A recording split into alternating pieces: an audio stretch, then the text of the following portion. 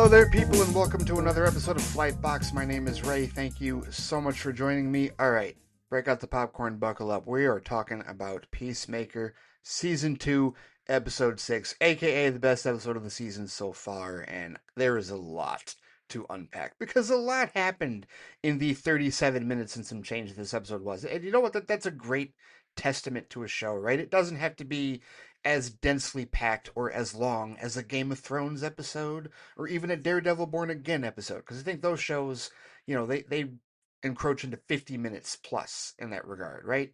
And again, I do think the season finale of Peacemaker will be the longest episode of the season, more than likely. But I'm just saying, you can do a hell of a lot in under 40 minutes, and this episode absolutely is proof of that. So, but before diving into that head first, I want to remind everybody that you can listen to this show and all of my other shows at theflightcast.com or wherever you get your podcast, whether it is Apple Podcasts, whether it is the Flightcast YouTube channel where all these episodes get posted, whether it is Spotify, whether it is Pandora. You can find the Flightcast at whatever podcatcher of your choosing you may use, any of those places, or any other podcatcher like Overcast or anything else that you use. And you can find this show, which right now has been on weekends. In a couple of weeks, that'll change. It'll go back to its normal Thursdays, or at least I'll try to get it back into its normal Thursdays. It's just because of the Peacemaker schedule, the release schedule being at 9:30 or like 9 o'clock at night, rather, Eastern time. So, yeah, that's not going to work for me because that's when I am, going to bed because I got to work in the morning. So the schedule has been a little off because they don't do the whole midnight on a Thursday deal like everybody else does, generally speaking. And we'll see how that goes because at 9 o'clock is definitely a release. They did the same thing with the Penguin, and those were like Sunday nights, right, for HBO. They'll probably do the same thing for Lantern, so we'll figure out a schedule, a more consistent schedule for Flightbox going forward. But generally speaking, it's now like on Saturdays with respect to Peacemaker, and then usually Thursdays. The main show, the Flightcast, is usually on Tuesdays, and then of course we do Flight Chat over the weekends, the listener feedback show, where you guys send in your emails and your comments and whatnot, and we have great discussions about movies, TV, and other assorted media there as well. And of course, I also want to take a moment to thank all of the very loyal supporters of patreon.com/theflightcast. Hope that you've been enjoying the bonus content. I did another episode of Friday Flight yesterday where I talked about spoilers because Peacemaker has definitely brought that into the conversation yet again in terms of, is there even an existence of a spoiler moratorium? Not really, not so much, but I have a foolproof plan that I used for my topsy-turvy schedule that I think would benefit everyone. And if you want to hear it, you can totally listen to patreon.com/theflightcast. Go there and subscribe to be a flight officer. You will get access to that episode of either Friday Flight or Flight Speed, which is the episode, or the show rather, that I do on the way home in the car. Those are on Mondays and Fridays, and those are available to flight crew members and flight officers. If you want any of the extra bonus stuff, like the bonus episodes of Flight Review and Flight Box, and also Flight Report, when I start reading comics again, those will be available to flight officers exclusively for the extra bonus.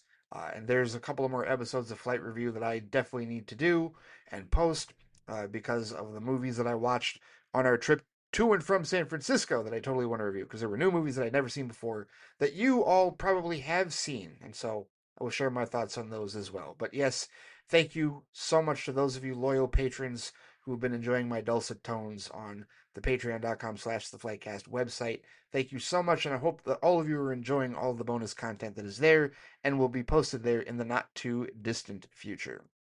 All right, let's get into it. Already told you that this episode of Peacemaker, Season 2, Episode 6, Ignorance is Chris, best episode of the season so far. And, it actually starts with that title. The title, and we were talking about this on Vodka Stream last night, the title was not necessarily a dead giveaway, but definitely indicated, okay, here's where the turn happens. Here's where everything that we were pretty much certain was going to be the case about this other Earth will be proven true, and he will finally see it. But, I really do appreciate the way that this episode went about it. And like I said, there's a lot to unpack, including reactions to this episode. So let's go in order here, shall we? Let's figure out exactly how we're breaking this down. So this episode starts with the 11th Street kids ready to open the gateway to go back to the dimension with the many doors and find the one that Chris has escaped to, right? They read his letter. He's over there living it up as the other Peacemaker, in the happier life, or what he believes is the happier life, what he believes is the happier Earth, and they're going to go get him back. because there's that sense of loyalty, right? And Harcourt's leading the charge. He's like, yeah, we're going to do this. And so the only way to do this is to go to a location that Argus is not aware of. And the only person whose identity they are not aware of is Adrian Chase, vigilante. They don't know where he is or where he actually lives. So, of course, they go to his mom's house. And yes, hilarity ensues. Not just because of the scene where his mother completely embarrasses him because of all the nonsense he's been telling her about Harcourt being his girlfriend, which of course that is an utterly hilarious adults only scene, if you will, as far as her spilling the beans on all the lies he's been telling, but also his very like strong reaction to it. That is, oh, it's phenomenal. Ben Everett's over at Real Anarchy. He was cracking up over that. That part is hilarious, but I'll tell you the part of the scene that really got me is when they go into Adrian's special room, right? His special lair, if you will. And that place is loaded with all manner we're talking millions of dollars worth of cocaine and money. Because apparently his MO is that when he busts up these drug rings with drugs and or drug money, he does not spend it or turn it over to the police. He just stockpiles it because he doesn't want it falling into the wrong hands. And so the rest of them, Harcourt, Adebayo, and Economos are like, why do you not spend this money? Why do you not use it? And Harcourt did incorrectly say that there were millions of dollars. No, there were billions of dollars. This is a Walter White level of product and money that he has in his freaking basement, right? So it's not millions, it's billions. And he literally goes, "It's blood money. Are you crazy?" Like this pure of heart naivete individual is like, "I can't spend this money. It's blood money. There's no way. Like he'll burn to a crisp or spontaneously combust if he spends any of it." And the funniest part of the scene by far is when he turns around to, I don't know, look for a closet or set up. Forget what it was he was doing. But as soon as he turns around, the other three of them just start shoving money into their pocket. Like Harcourt's taking stacks of money.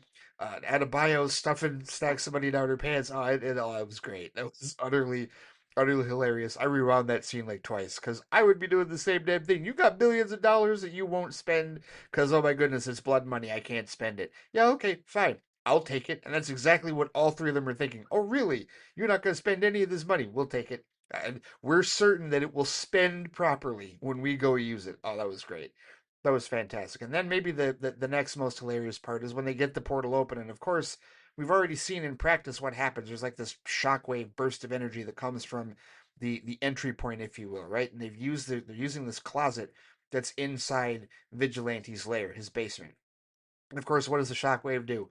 Oh, it just hits the cocaine and basically showers them all in a powder, like in a cloud of it, right? So now they've all got cocaine all over each other. And of course, Harcourt is the first one to freak out. Now, personally, I thought that they were going to go the route of, all right, at least one of them, like Economos, more than likely was going to start tweaking out because now they've been exposed to cocaine, right? And they did not go that route, and I'm glad they didn't because I feel like in other incarnations of this, other, like I've seen that happen, where like they're exposed to this drug and it's like, okay, now they're tweaking it. I feel like Family Guy would have done that. In fact, Family Guy did do that. Like there was an episode, remember the episode of Family Guy? For those of you who watch Family Guy, this was like second or third season. Brian was a police dog and he busted a coke ring and he sniffed a pile of coke to make certain that it was coke, but when he sniffed it, he caught a coke habit, like a really bad coke habit that he had to like get treated for the rest of the episode. So they could have done that here, and they did not do that, and I'm glad they didn't. So, all right. They've opened the dimensional portal. They go through to the doors. Adebayo waves hi to the other dude that Peacemaker waved hi to the whole time, and of course he doesn't wave hi back. And they're all freaking out, but they find the door. They find the door that Chris was talking about. Vigilante knows the code because it's the same code to the one that he had in his own house in their universe, and they're in. Like seriously, they're in the house. They're there, and of course you get the sitcom crazy, the sitcom hilarity where Harcourt gets caught in Chris's room by Keith, Peacemaker's brother, Chris's brother, right? Like, so it's a case where Adebayo and Economos are hiding, like, on the other side of the wall in the closet, and she's playing it off like, oh, hey, he dropped me off here from Argus so he can give me this snow globe that apparently was given to them by their mother on their deathbed. And he's like, well, it's just crazy that he would give it to you. But Keith is not, like, he doesn't see any of those. And from his perspective, okay, he's not expecting that, this is doppelganger Harcourt, and that, Adebayo, the black, oh, we'll get to that. We will get to that, a black.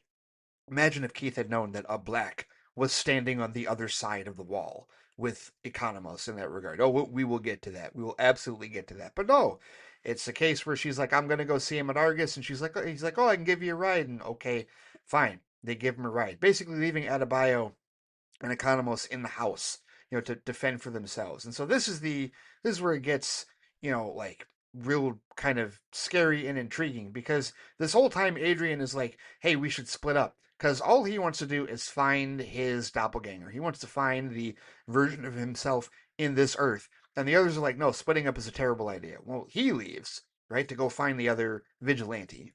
And then Harcourt leaves because she agrees to let Keith give her a ride to Argus because he thinks that he's their Harcourt, right? So Adebayo and Economos are just chilling in his house, right?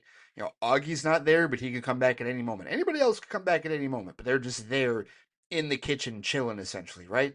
And so here's where everything starts to build. Here's where everything continues to build, right? And I appreciated that the episode did this organically because basically what you've got are three stories that are merging here, right? You've got Vigilante looking for his other self. You've got Harcourt headed to Argus, and to talk to Chris, and we'll see where all of that goes. And then you've got Economos and Adebayo in the house, right? Three different things, three different locations, three different stories, if you will, that are going to merge spectacularly, dramatically, and horrifically at the end of this episode, right? So Vigilante, he literally, I mean, this dude is just like, whatever, it's not a big deal. Okay, I found my parents' house that in this dimension. He walks into the house. He just opens the door, walks in the house, walks past his parents, and he's just cracking up laughing the whole time. And I'm like, okay, his parents didn't notice that he came in the house. They're not saying anything to him. They just let him walk down the hallway while they're watching TV like bumps on a log. Okay, all right, there's that. And he's just cracking up at how the house looks and where things are, right? He finds the room that would be his lair, but of course, when he opens it up, it's way emptier than his. It's very different. But sure enough, he finds the other vigilante who looks exactly like him. And I mean, like, costume and all. So that's really why his parents didn't react, because he apparently is no different in this particular universe, and that's where the next couple of scenes between them, like play off, right? You wonder, it's the polar opposite up to the very end. It's the polar opposite of what happened when Chris met the other Peacemaker. The other Peacemaker tried to kill him, and he had to kill him in self defense. In this case, the other vigilante is like, "Who are you?" And when Adrian reveals himself to be the other version, literally it just turns into them. That like they literally were like called out the Spider-Man meme, like we just did the Spider-Man meme, and somebody commented on this, and Gunn responded to it. The way it started was on Threads, and there was an account by the name of Oreo underscore Hoilu that posted the clip and said, "Okay, we have a Spider-Man meme in the DCU, Peacemaker season 2, episode 6." And this other fool, and I'm calling him a fool, Milo Phillips, said, "I don't know who this guy is from Peacemaker, but Spider-Man isn't canon no matter how hard the DCU references him." And properly so, another account said, "Marvel and DC heroes have been shown to be fictional characters in each other's universes on multiple occasions. Also, they literally mentioned Spider-Man meme. He's canon." Okay, you were right until he said canon.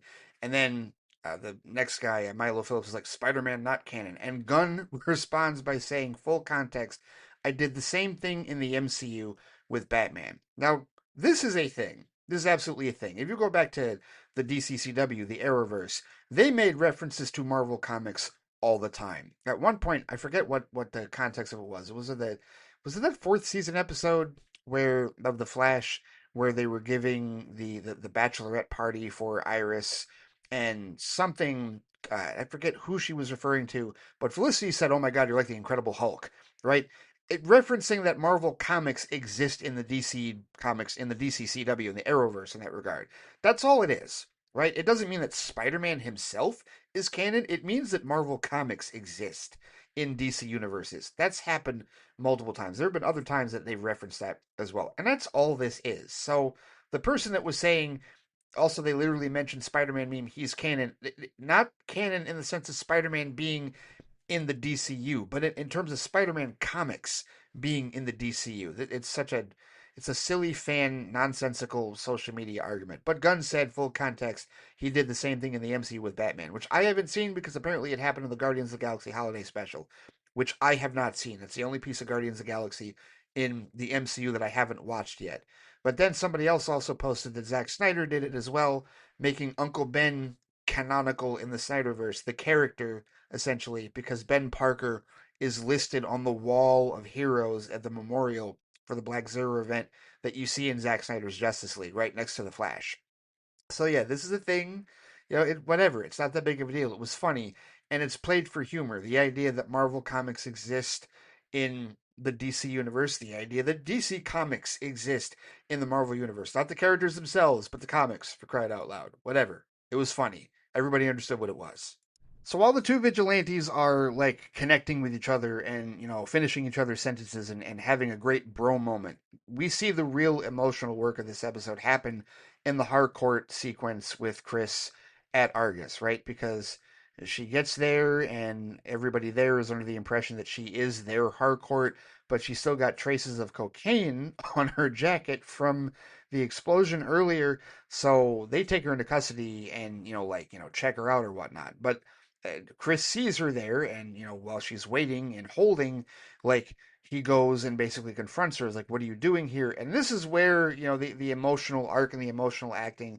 This is where the crux of that happens in this particular episode. And it's really strong work by both John Cena and Jennifer Holland. Like they really, especially Jennifer Holland, because this whole time, like even going back to the first season of Peacemaker, like Harcourt is a very hard-edged character that does not get in touch with her emotions very well. In fact, she's been in a very like destructive spiral this particular season because she's just been going out and picking fights at bars just so that she can feel pain. And she says that in this particular scene, and she doesn't let her shields down at all. Like if she can help it, like she's always got that tough edge, that always that gruff exterior. She's always cursing up a storm and just being a very tough personality, not a softer personality, which is definitely a reversal from the Harcourt on this earth, because the Harcourt on this earth, as we've seen back in episode 3, is a softer personality, is a more emotional personality. We also see it as well, at times, because Chris, before we get to this scene, we see him at moments with a Harcourt in the bathroom where she's in the shower, they're laying in bed together. Like he's living the dream.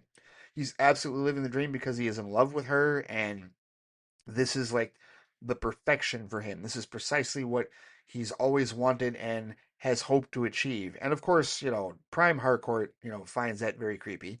And, she was looking at the pictures of them together in his room before she got to this point and was just like really weirded out by it. But by the same token, she does make a revelation to Chris that her feelings were hurt when he decided to leave.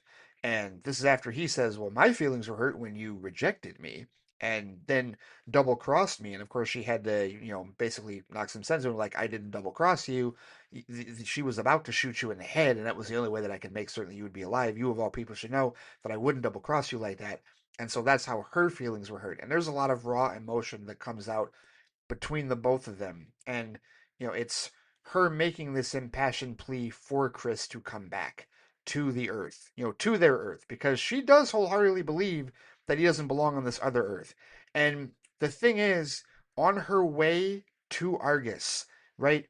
She's in the truck with Keith, and he puts on this band. I forget the name of the band, but apparently it was either this band or the Beatles as far as greatest band of all time. The Beatles, of course, not led by John Lennon as the lead singer, but led by Mick Jagger as the lead singer. Okay, that's weird. Mick Jagger on the Beatles instead of John Lennon. However, when you realize what this Earth is, you understand why that may have been the case. Although I don't know what they're saying about Mick Jagger in that regard, to be honest with you. But either way, so it's a situation where they're driving in the truck. Harcourt is looking out the window, and something is bothering her. Something is absolutely unsettling her. And at this point, when I'm watching the episode, I'm looking at her like, "Oh, does she know?" Yeah, she's catching on to it, isn't it? Because the thing that we caught, that I and many others caught in episode 3, no mention was made of it whatsoever. No one has said anything. But it is also telling, and I should have brought this up earlier, the cold open of this episode is the family, the top trio, and Harcourt, Thirst Court, if you will, from that Earth, are having a family dinner, a family get together after another like heroic, successful encounter, successful mission, and another family wants to take pictures with them. And when they take the group picture, all the faces start melting and distorting before we get into the opening sequence, and that's a telling sign right there. Like that's a very creepy, telling sign of exactly where this is going, and like, oh yeah, the truth is going to come out in that regard, and the ignorance is Chris because what he hasn't noticed this entire time is going to become very apparent in that regard, right? And Harcourt is detecting weirdness. Like her radar is up because there is something odd. She knows exactly what it is, but she's not saying it out loud. But she knows what the oddness is,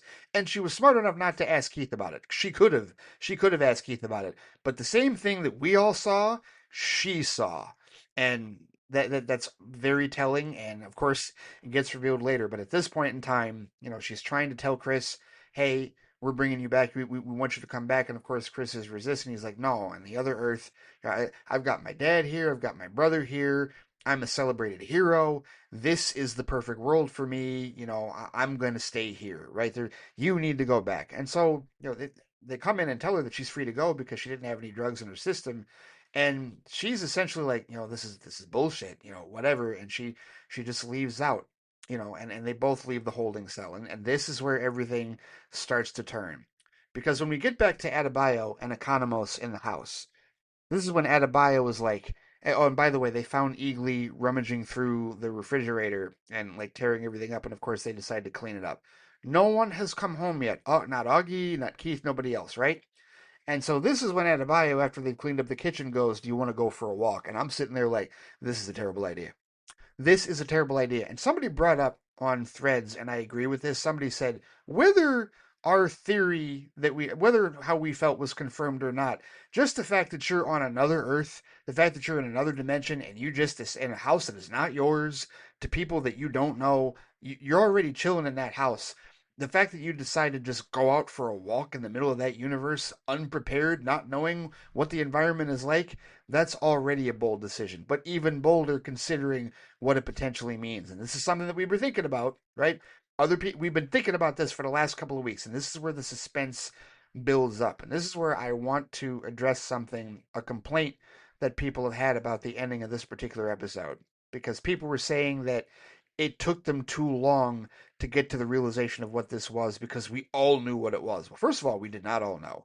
There are still people after this episode aired, after this episode released a couple of nights ago, there are still people that are like, I didn't catch it. I didn't catch it at all. That was what were the signs? And to me, from my perspective, and from people that I know, I'm like, I don't know how did you not catch it? And I'll take this. I'll say this. There is an influencer, a reviewer by the name of he goes by Straw Hat Goofy. He posted a really awesome video where he talked about how if you didn't see it, then there's a good chance that you may need to check your own privilege. Because if you didn't think that anything was out of the ordinary with respect to that Earth, then it might be an indicator. Not that you're a bad person, not that you're an awful individual, but that perhaps in your own life you have a perspective that is more privileged than others, and you didn't see anything wrong with that because you've never been challenged on that particular level in that regard. And he thinks that this Peacemaker episode is the show really this season is a masterclass in helping the audience identify whether they like it or not their privilege with respect to that. Because yeah, odds are if you watched episode 3 and you didn't catch what Harcourt caught this whole time and that wasn't rattling around in your head, then it's like, well, you're not a bad person, but what type of a life have you lived that seeing an environment as homogenous as this one didn't like wasn't offsetting to you, wasn't off-putting to you, didn't seem out of the ordinary to you. And I said from the beginning, I said, look, there's no way that James Gunn did this by accident. There's no way that this just happened. There's no way that he cast all these extras and all these other actors and one-liners and whatnot. There's no way that he did this on purpose, that he didn't do this on purpose, that he did this by accident. And I know some people were, positing other theories like, well, maybe it isn't this. Maybe it's just a world that Chris, like, like his perfect dreams world, like almost like a Black Mercy type situation. Jared, I know that you were saying that was your theory with respect to that. And I said, that I can't rule that out. At the time, we couldn't rule that out. But I'd also said that either the show was going to explain what it was, or James Gunn was going to have to explain it to all of us afterwards if there was no explanation. Because then we'd have to be like, okay, dude, why do you believe that Chris's perfect world is this in that regard, right? But Adebayo decides she's going to take her walk by herself because Economist has no desire to leave the home. And I get it, like from his perspective, like why would he's the one being careful in this regard and she's not. And just the fact that she would walk outside the house and and because of this is where I'll bring up the complaints that people have had. They said that it took too long for this to be realized, took too long for this to be revealed. And I want to point out a thread that I liked yesterday that really perfectly encapsulated this and even brought it back to Alfred Hitchcock and a theory that Alfred Hitchcock apparently had with filmmaking.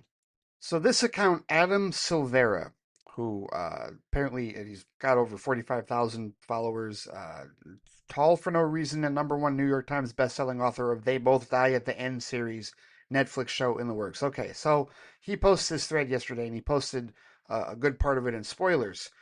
He said, the magic of episode 6 of Peacemaker was that, yes, even though many of us cracked the code of that alternate universe many episodes ago, it didn't make it any less exciting to see how it was going to get officially revealed. Early on in the episode, I was like, I'm scared Adebayo is going to be left alone, and then everyone went their own way. That was tension. He says a twist isn't bad just because you see it coming. A twist is bad when it comes out of nowhere and can't be supported by what came before. And I agree with that. I like that. And so someone else responded to him with an image of Hitchcock's bomb theory, otherwise called the best screenplay plot device. And here's what it is. There's surprise, and then there's suspense. The surprise is this. People are having a conversation while a bomb is ticking under the table. Suddenly the bomb explodes. The audience is surprised, but before this surprise, they have only seen a very ordinary scene without any significance, right? So then the example of suspense is the bomb is under the table and the audience is aware of this because they have seen the anarchists plant it there. They also know that the bomb will go off at 1 o'clock, and up on the wall is a clock showing that the time is now quarter to one. In the first scene, we've given the audience 15 seconds of surprise, but in the last scene, we've given them 15 minutes of suspense. And so that's what we had, guys. We had 3 episodes of suspense because we saw what that world was. We saw the dynamics. We saw the makeup of that world. We did. Most of us saw it, right? And if you're listening to this show, you saw it. I know you saw it because we all talked about it in flight chat. More than likely, we saw it, and we called it out. We said, that's interesting. Why is that?" And for 3 episodes, we were left in suspense because we were waiting. And maybe this is even why this may have even played into why some of us felt that episodes 4 and 5 were taking a while and were dragging things out because we didn't get a resolution. Our brains were looking for the resolution. We've got a theory, we've seen something, we've observed something that we know is there, and now we're like, okay, we're waiting for the show to confirm it for us. And on top of that, we're building up scenarios in our head, like the one he said, right? The one Adam Silvera said when he said, he was fearful that at some point Adebayo would be left alone. And sure enough, that's exactly what happened. She walks out alone on that sidewalk, which has probably many of us. I didn't say this out loud, but as I'm watching it, I'm going, this is a terrible idea. Go back in the house. This is awful. This is not going to be good. And I like Adebayo a lot. And she's a very, like, kind of innocent character. And it's like, please go back in the house. This is not going to be good. And you're just imagining how bad it's going to be. What is the reaction going to be? How bad is the reaction going to be? And it was bad.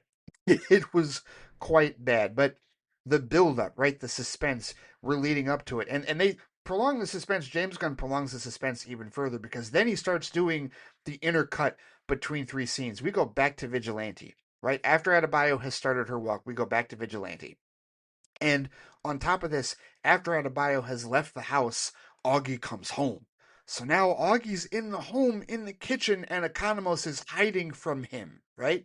But we go back to Vigilante and they're still doing they're still broing out, right? They're still, finishing each other's sentences and having this incredible bro moment. And then they finally get to Peacemaker. And that's when our Vigilante, our Adrian Chase, admits that Peacemaker's his best friend. And that's when the other Adrian Chase, that's when it breaks. And he goes, Peacemaker is my sworn enemy. He's the reason I joined the Sons of Liberty. I hate that guy. And it's like, oh, okay, here we go. And that's your first sign that shit's about to go off the rails. Because Vigilante, we've known all through season one and through this season exactly where his convictions are and exactly how he feels about certain things. And for this Vigilante to be so in tune with him up to Peacemaker, and for Peacemaker to give him that much of a reaction, it's like, oh no, here we go. And this is where it all starts to fall apart. Then we cut to Adebayo, and she's walking down that sidewalk, and a woman just driving in a car the other way just glares at her. I mean, gives her the most evil Karen looking glare you could think of. It's like, oh, here it is. Here we go. Okay. And then back to Argus. They're walking through, it's Harcourt and Chris walking through the Argus offices, and she's looking around. And now that she's in Chris's, in his earshot, she literally, as they're leaving Argus, now she has the opportunity to tell him what she couldn't tell Keith, what she couldn't ask Keith. And she goes, I haven't seen a single person of color since we've been here. There it is. Right? So just in case there's anybody out there that didn't pick up on it, that didn't see it, that wasn't aware of it in episode 3, now Harcourt, the white woman from our universe, has spelled it out for you. There are no people of color whatsoever in this universe. None. Absolutely not. She said the quiet part out loud, the part that we were all thinking out loud. So in case anybody watching didn't get it, and now just think if you're somebody that didn't see it in episode 3, didn't catch it at all. You hear her say that and you go, "Whoa, wait a minute. This is how it should go, right? It should go. The audience should have gone, "Whoa, wait a minute. Seriously, she's right." Like this is where you start replaying things in the back of your mind. Like, really, there are no brown people at all, no black people, no Mexican people, no Latinos, no Middle Eastern people, no Asian people, nobody. There are no brown people whatsoever on this earth at all. And then, sure enough, back to Adebayo, right? We're done with Vigilante for this episode because we're at that point where he has told our Vigilante Peacemaker is his sworn enemy. Okay, we're done with that. But back to Adebayo. Keith, Chris's brother, driving past in his truck, sees her, hits those brakes, and then it jumps out of the car, and then what does he say? And I heard this clearly. He goes, "One got out, a black." Wait a minute. The hell do you mean one got out? Never mind. Like everybody focused on the fact that he called her a black, and it's like, oh no, this is bad. And of course, as soon as he says that, and he starts honking on his horn, he's got that Alabama KKK look in his eyes, and here come all the rest of the white people in that neighborhood pouring out of their homes, coming. And oh my goodness, there's one. Get her, right? And of course, Adebayo, with her WTF out loud, starts screaming, runs the other way. But let's go back a second to what he said. He said, one got out, a black. The hell you mean one got out, Keith? One got out of where? Where are all of the black people on your earth? Where are all of the brown people on your earth? Okay, so let's get this straight here. They're not all dead. They're somewhere in captivity. Where the hell are they? Well, perhaps the next shot that we see back at Argus reveals that to us. Because as Chris is kind of scoffing at the idea that Harcourt says there are no people of color around, he happens to see an American flag on the desk. Only it's not quite an American flag now, is it? No, it's a little American flag where instead of the stars and stripes, it's the swastika and stripes. And I will admit, I didn't see that coming. I did not see the actual swastika image on an American flag coming. I didn't see that at all. I didn't think we were going to get that. But he just sees that and just immediately just goes, F me. And Harcourt very calmly, so this is your perfect universe?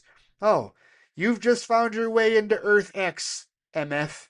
Okay, that's your perfect universe. You found Earth X. And I don't know, and I'm not sure, I guess somebody said that Gunn in the companion podcast called it Earth 2 because Earth X is from the comics. Earth X, I learned about Earth X obviously some years ago because of Crisis on Earth X. That was what, 2016? I think so. I think it was 2016 if I'm not mistaken. That was the first massive crossover in the DCCW slash Arrowverse where they brought together Arrow, Flash, Legends of Tomorrow, and Supergirl for a big 4 episode, big 4 part crossover centered around the wedding of Barry and Iris, and there is a massive invasion of like all the enemies and they're doppelgangers from Earth X that is completely Nazi controlled, right? And we go over there at one point in that big crossover, and there are concentration camps. And Felicity Smoke, who I believe is Jewish in the show, she is one of the part of that concentration camp over there on that side on that Earth. And so, is that where all the brown people are? Is that where all the black people are? He said a black, right? He said one got out a black, which leads one to believe that black is the identifier for just one form of individual that they have in this concentration camp, wherever the hell this is on this earth. Oh, okay. So all the brown people aren't dead. You've imprisoned them. You've kept them somewhere. Okay. This is awful.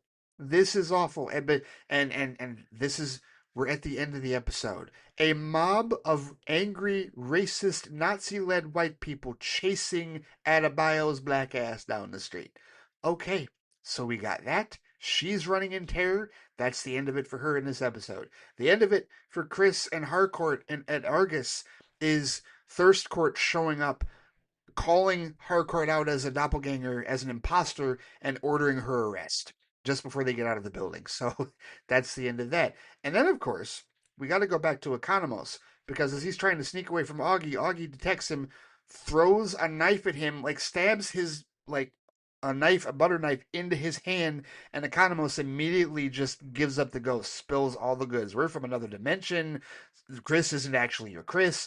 He's from our dimension, yada, yada, yada. I mean, just spilled the beans way too flippin' much. It's like, Economos, you just can't keep your mouth shut. Like, as soon as pressure hits you, you gotta just reveal everything. And that's it, guys. That's the end of the episode. That's the cliff that we've been hung off of. That is it, right? This episode has ended with the absolute ultimate confirmation that this Earth is racist. This Earth is, if not officially Earth X, some type of Earth X, right? Like, and I don't know if that's, like if that designation will show up later, like what's going on with respect to that. But it's interesting that I've gotten to this point and I haven't talked about the cameo, right? And I know some of you at one point are going to be like, you're probably thinking right now as you're listening, right? You going to talk about cameo? Going to talk about the other thing that happened in this? Oh yeah, I am going to talk about it. But the reason that I got to this point first is because the discussion surrounding this episode has been very organic, and it has led naturally to how the episode ended. More people have been talking more about how this episode ended and the breaking of the suspense, if you will, and the terror that the end of this episode, the chilling terror that the end of this episode was. And of course, you have people out there that are making the real world comparisons to stuff that is happening right now. But people are talking about the end of this episode and how strong it was way more than they are the cameo that happened. And the cameo that happened in the very middle of this episode is this. Rick Flag, who is searching, Rick Flag Sr., Frank Grillo's character, who is searching for, the portal that they're, going to the other dimensions with. He can't detect it. So he decides to place a call to Belle Reeve to go talk to a prisoner there that is going to help him find it. And you already knew who it was.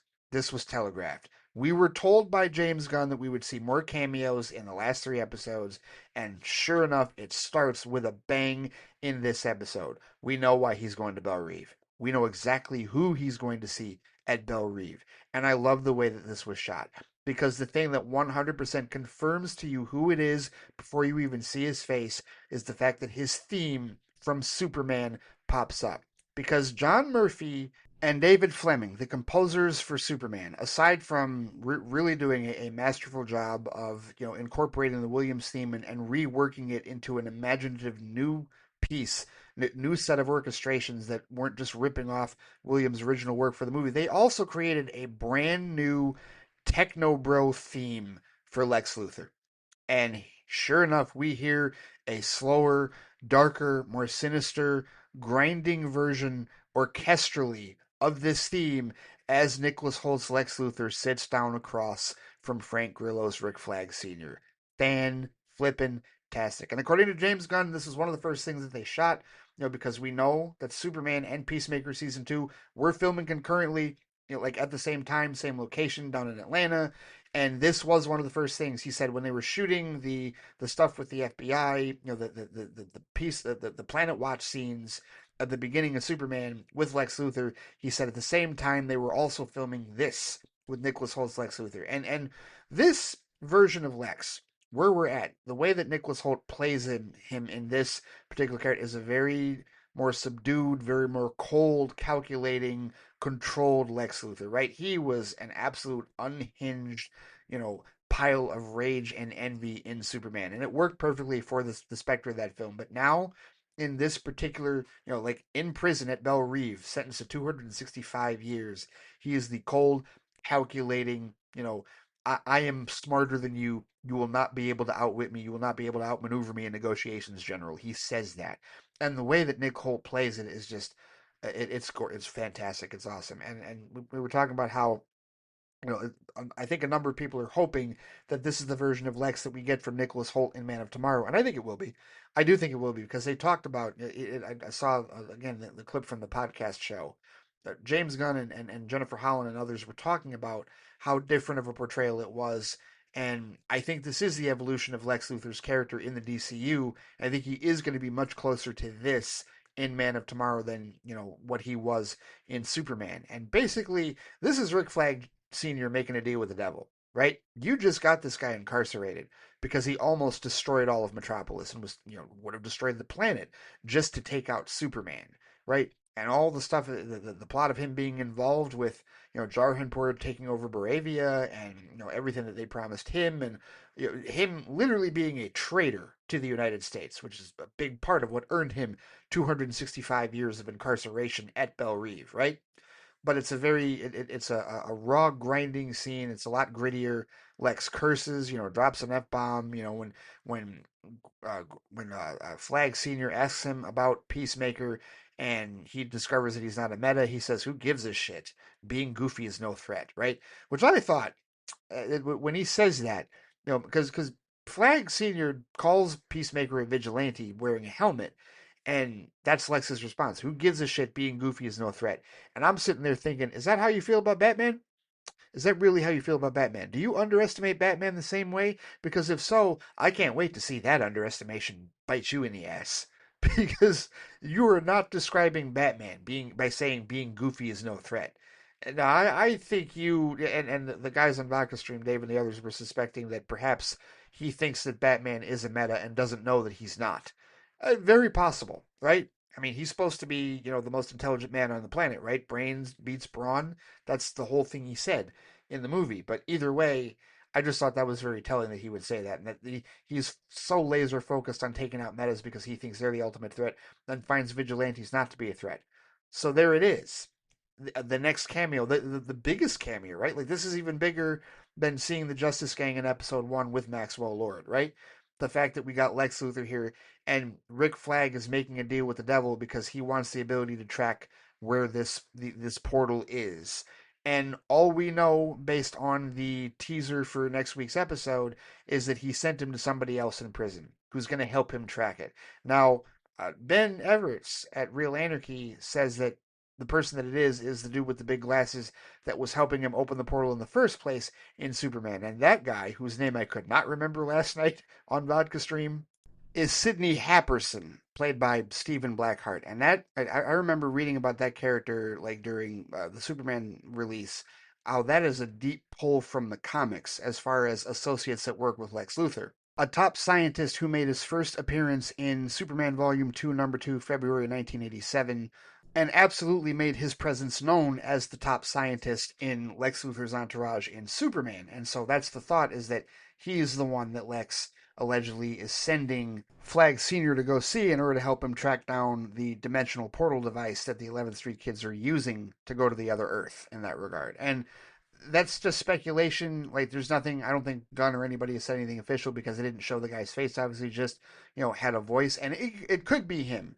I'm kind of with William from Sci-Fi Center though. He said that'd be disappointing if it was him because I think a lot of us are hoping for another big character reveal, whoever it is.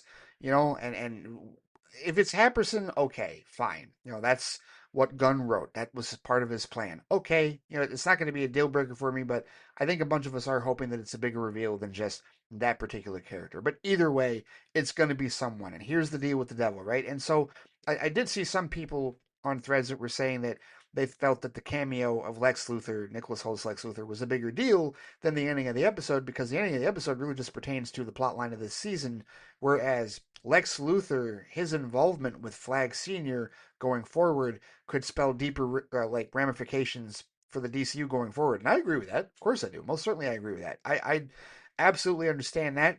And, I'm not going to knock anybody that thinks the cameo is a bigger deal as a result of that.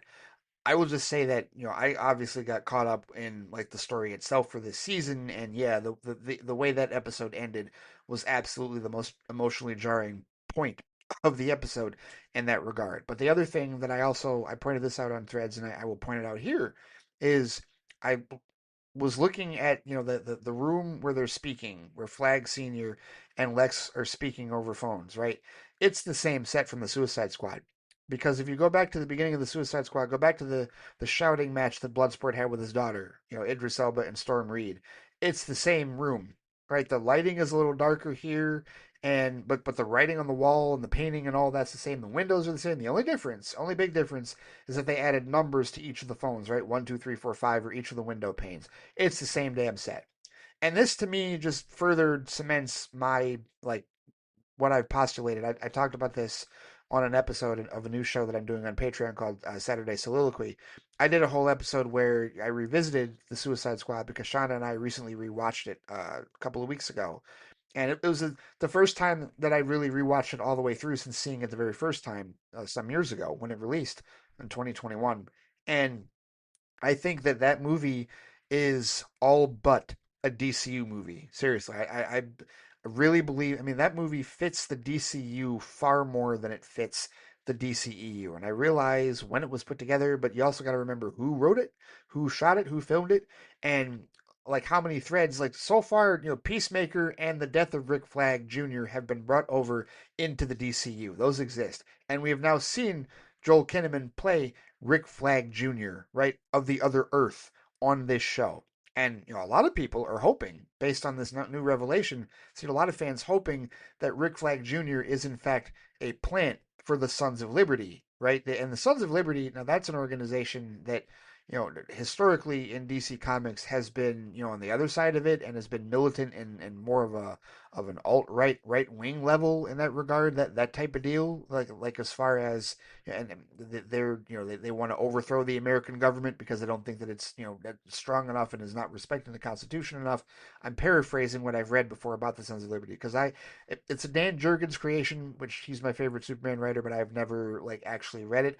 My biggest exposure to the Sons of Liberty was what they did with them in the fourth season of Supergirl, which Dan Jurgens didn't really care for, but they altered some things in that regard. But obviously, the Sons of Liberty on this Earth, de facto Earth X, if you will, are going to be like Antifa. Right? They're going to be like anti-Nazi in that regard, right? In this case, so yeah, like the idea is the hope is that Rick Flag Jr.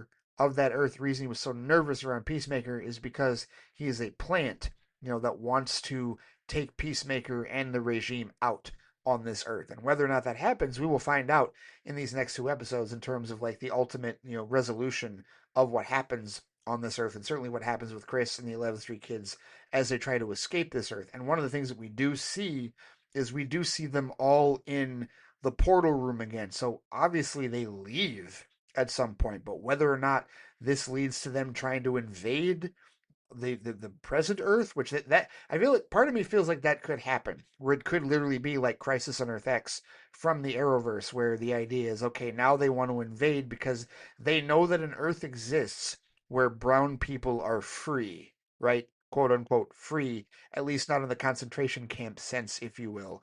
Do they want to try and purify that world as well, right? You do wonder if that is the case, if that's where we're headed with respect to this. And that's a big overarching plot line in that regard. But there's a lot of stuff that needs to be resolved. And it's crazy that we have 2 episodes left to potentially resolve all of this in that regard. But yeah, there's a whole lot going on here, and we've still got 2 episodes to go, right? We've got the penultimate episode of Peacemaker, season 2, episode 7. That's coming up this upcoming week, and then the season finale after that, which I do suspect will be a longer episode. Maybe these last 2 will be longer. I don't know. We'll see how it goes. But either way, whole lot going down. I mean, shit has hit the fan, and things have reached peak suspense, peak thrills, peak climax, if you will, as far as this whole, the plot has thickened so much with respect to this season just in this one episode. And so tour de force is fantastic. It's very captivating, and we're all looking forward to it. Seriously, we are all looking forward to see exactly how all this is going to end. And yeah, for people who think it took them too long to like confirm what we all knew, and it's like, oh well, it's not really a surprise. Yeah, okay, you can feel that way and be, all manner of boring if you like, but I feel like the suspense worked very well, and we didn't know exactly how it was going to play out. We found out how it was going to play out, and now seeing how it plays out and seeing, okay, this is what we're building on. We've done this in this episode, and now the last 2 episodes are going to build on from that. Like, just how far are they going to go with this, right? What are these concentration camps going to look like? Is that where Judo Master is, right? Because he went through the portal with them at the end of episode 5, but we didn't see him at all in episode 6. Have they already captured him? Because he most certainly is not white. He absolutely is brown. Have they captured him? Or has he joined the Sons of Liberty and taken out some of the Sons of Bitches as well? Will Chris acknowledge the fact that those freedom fighters that he took out that were trying to blow up the government building in episode 3, that they were actually good guys? Because clearly they were. This is a Nazi Earth. This is a Nazi United States of America, right? Nothing good about that whatsoever. So, we'll see what all of this shakes out to be. And, we'll find out, there's a slow news day on Fox and they decide to call it woke because that could absolutely happen as well. I'm kind of surprised it hasn't already happened already. But either way, uh, incredible work. Like a really awesome episode, really well done. We have a lot of questions that hopefully will be answered. And, how will this shake the foundation of the 11th Street Kids? How will this shake the foundation of Peacemaker going forward and the rest of the DCU going forward? Depending on what Red Flag Sr. ends up doing, making his deal with the devil with Lex, how will that shape the rest of the Superman saga, once we get to Man of Tomorrow, which will begin filming next year, right? They'll film next year. They'll start post-production. They'll have it ready for that July 9th, 2027 release date. This is fun. This is a hell of a lot of fun, just being a DC fan and seeing a living, breathing, moving forward DC universe like this, cinematically and, on the small screen, all the connections and all the character moments and whatnot. This is awesome. This is really well done. And I also want to point this out real quick because I would just let everybody on Patreon know this because I've been talking about how, I haven't seen Creature Commandos for, I still have not sat down and actually binged through it and watched it. And that's probably going to happen shortly after me like recording and posting this episode. And here's why.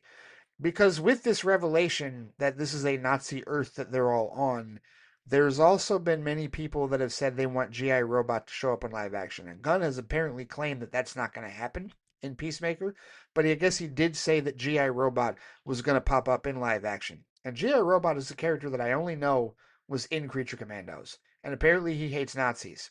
So, time for me to finally watch Creature Commandos. I can't go any further with it. I need to finish it before the season is over, just in case he does pop up, right? Because Gunn is saying things and he's doing the PR thing, right? He told Variety magazine that David Cornsweet was upset that Nicholas Hoult was going to be in Peacemaker and that he wasn't because it just didn't fit. And I'm hoping that he's lying.